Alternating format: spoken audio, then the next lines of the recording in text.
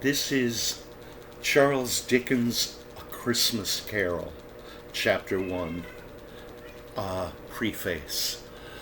I have endeavored in this ghostly little book to raise the ghost of an idea which shall not put my readers out of humor with themselves, with each other, with the season, or with me. May it haunt their houses pleasantly, and no one wish to lay it down. Your faithful friend and servant, Charles Dickens, December 1843. Chapter 1, Marley's Ghost. Marley was dead to begin with.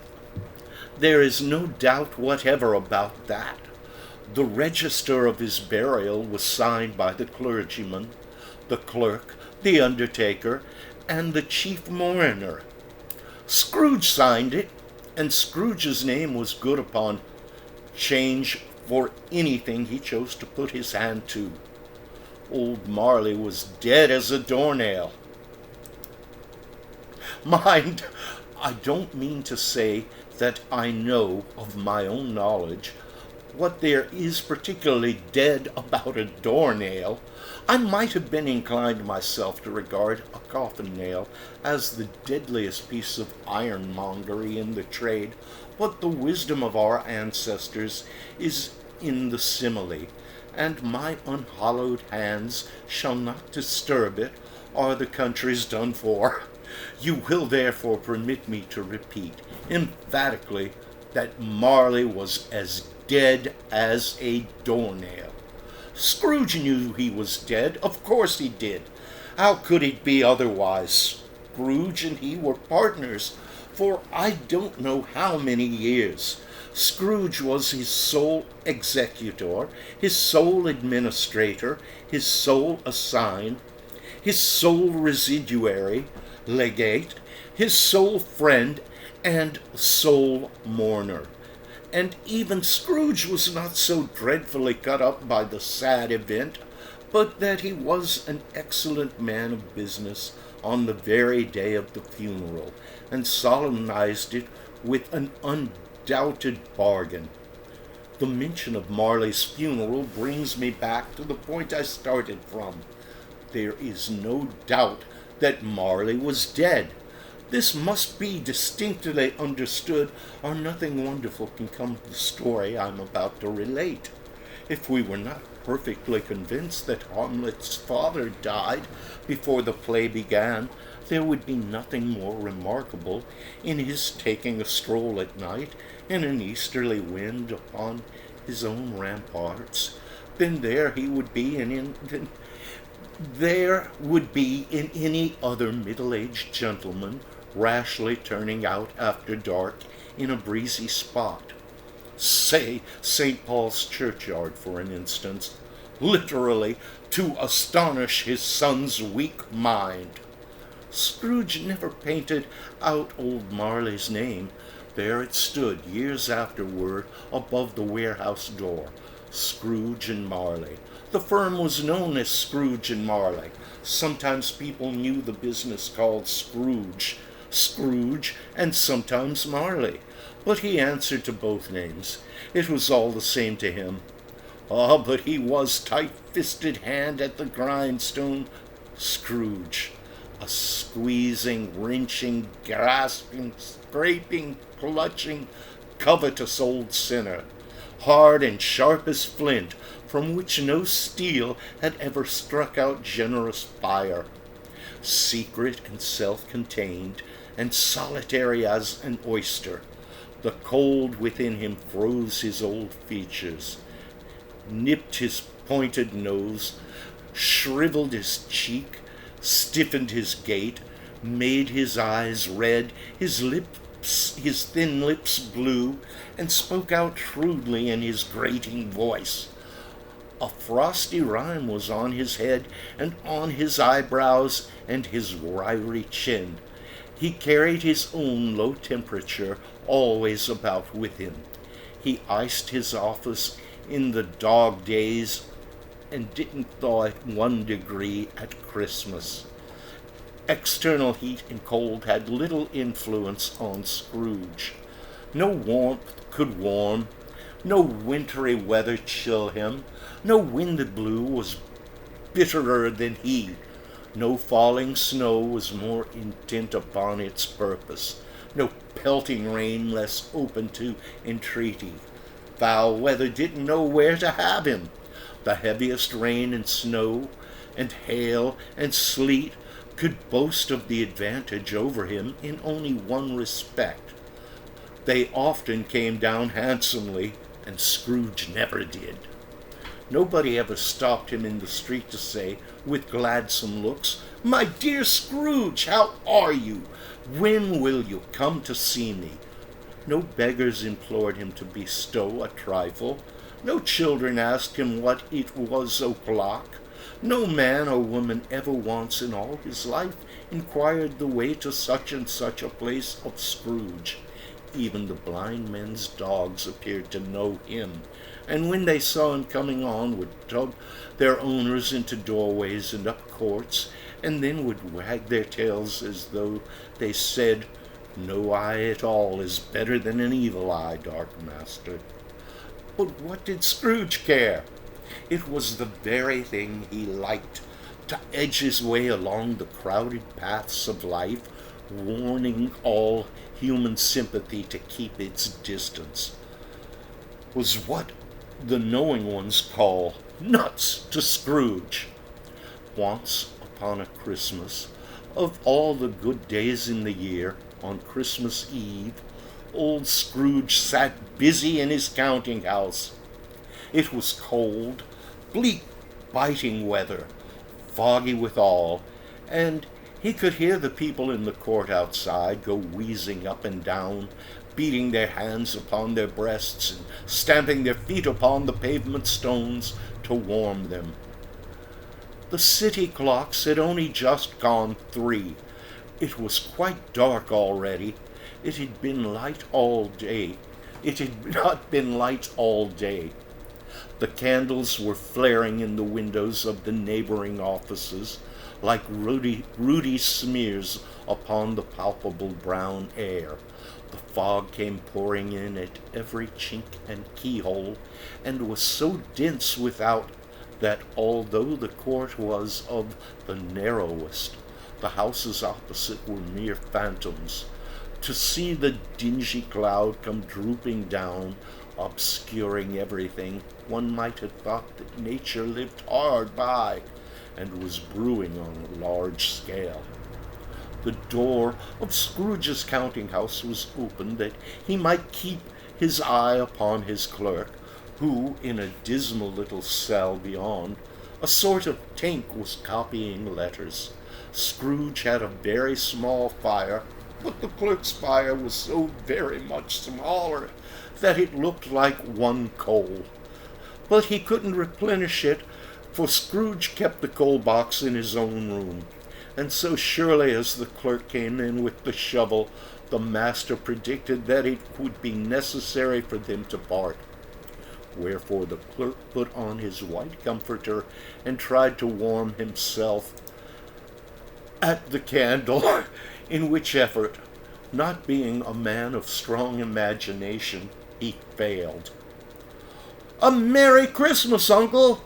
"God save you!" cried a cheerful voice. It was the voice of Scrooge's nephew, who came upon him so quickly that this was the first intimation he had of his approach. "Bah!" said Scrooge. "Humbug!" He had so heated himself with rapid walking in the fog and frost, this nephew of Scrooge's, that he was all in a glow. His face was ruddy and handsome, his eyes sparkled, and his breath smoked again. "Christmas a humbug, Uncle?" said Scrooge's nephew. "You don't mean that, I am sure." "I do," said Scrooge. "Merry Christmas! What right have you to be merry? What reason have you to be merry? You're poor enough." "Come, then," returned the nephew gaily. What right have you to be dismal? What reason have you to be morose? You're rich enough. Scrooge, having no better answer ready on the spur of the moment, said, "Bah!" again, and followed it up with, "Humbug!" "Don't be cross, uncle," said the nephew. "What else can I be," returned the uncle, "when I live in such a world of fools as this? Merry Christmas!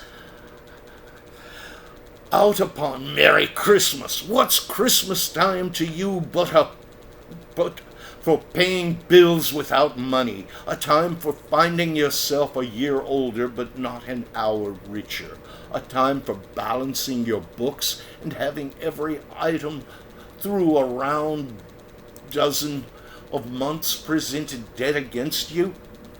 "If I could work my will," said Scrooge indignantly, "every idiot who goes about with Merry Christmas on his lips should be boiled with his own pudding, and buried with a stake of holly through his heart. He should." "Uncle," pleaded the nephew. "Nephew," returned the uncle sternly, "keep Christmas in your own way, and let me keep it in mine." "Keep it," repeated Scrooge's nephew. "But you don't keep it." "Let me leave it alone, then," said Scrooge. "Much good it may do you, much good it has ever done you." "There are many things from which I might have derived good, by which I have not profited, I dare say," returned the nephew, "Christmas among the rest. But I am sure I have always thought of Christmas time, when it has come around, apart from the veneration due its sacred name and origin, if anything belonging to it can be apart from that, as a good time, a kind, forgiving, charitable, pleasant time, the only time I know of in the long calendar of the year, when men and women seem by one consent to open their shut-up hearts freely, and to think of people below themselves as if they really were fellow passengers to the grave, and not another race of creatures bound on other journeys. And therefore, uncle, though it has never put a scrap of gold or silver in my pocket, I believe that it has done me good, and will do me good, and I say, God bless it." The clerk in the tank involuntarily applauded. Becoming immediately sensible of the impropriety, he poked the fire and extinguished the last frail spark forever. "Let me hear another sound from you," said Scrooge, "and you'll keep your Christmas by losing your situation. You're quite a powerful speaker, sir," he added, returning to his nephew. "I wonder you don't go into Parliament." "Don't be angry, uncle. Come, dine with us tomorrow." Scrooge said that he would see him. Yes, indeed he did. He went the whole length of the expression, and said that he would see him in that extremity first. "But why?" cried Scrooge's nephew. "Why?" "Why did you get married?" said Scrooge. "Because I fell in love." "Because you fell in love?" growled Scrooge, as if that were the only one thing in the world more ridiculous than Merry Christmas. "Good afternoon." "Nay, uncle, but you never came to see me before that happened. Why give it as a reason for not coming now?" "Good afternoon," said Scrooge. "I want nothing from you. I ask nothing of you. Why can we not be friends?" "Good afternoon," said Scrooge. "I am sorry with all my heart to find you so resolute. We have never had any quarrel to which I have been a party, but I have made the trial in homage to Christmas, and I'll keep my Christmas humor to the last. So a Merry Christmas, uncle." "Good afternoon," said Scrooge, "and a Happy New Year." "Good afternoon," said Scrooge. His nephew left the room without an angry word, notwithstanding. He stooped at the outer door to bestow the greetings of the season on the clerk, who, cold as he was warmer than Scrooge, for he returned them cordially. "There's another fellow," muttered Scrooge, who overheard him. "My clerk with 15 shillings a week, and a wife and family talking about Merry Christmas. I'll retire to Bedlam." This lunatic, in letting Scrooge's nephew out, had let 2 other people in. They were portly gentlemen, pleasant to behold, and now stood with their hats off in Scrooge's office. They had books and papers in their hands, and bowed to him. "Scrooge and Marley's, I believe," said one of the gentlemen, referring to the list. "Have I the pleasure of addressing Mr. Scrooge or Mr. Marley?" "Mr. Marley has been dead these 7 years," Scrooge replied. "He died 7 years ago this very night." "We have no doubt the liberality is well represented by his surviving partner," said the gentleman, presenting his credentials. That's the end of chapter 1. I kind of blundered across his little bit of Hamlet and Hamlet's ghost, which he might be, well, he's referencing Hamlet's father. Here, we'll go over that paragraph again, because it's worth mentioning. It's a very good little parlor trick, and I kind of blundered on it, so let's go again. The mention of Marley's funeral brings me back to the point I started from. There is no doubt that Marley was dead. This must be distinctly understood, or nothing wonderful can come of the story I am going to relate. If we were not perfectly convinced that Hamlet's father died before the play began, there would be nothing more remarkable in his taking a stroll at night in an easterly wind upon his own ramparts than there would be in any other middle-aged gentleman's rashly turning out after dark in a breezy spot, say St. Paul's churchyard, for instance, literally to astonish his son's weak mind. It puts a different light on Hamlet, and I kind of enjoyed that little turn of a trick. Thanks. I hope you enjoyed the first chapter of A Christmas Carol. It really is just wonderful the way Charles Dickens plays with language. I sure enjoyed reading it, and I hope I'll get around to the next chapter, chapter 2, Charles Dickens' A Christmas Carol, soon. Bye-bye.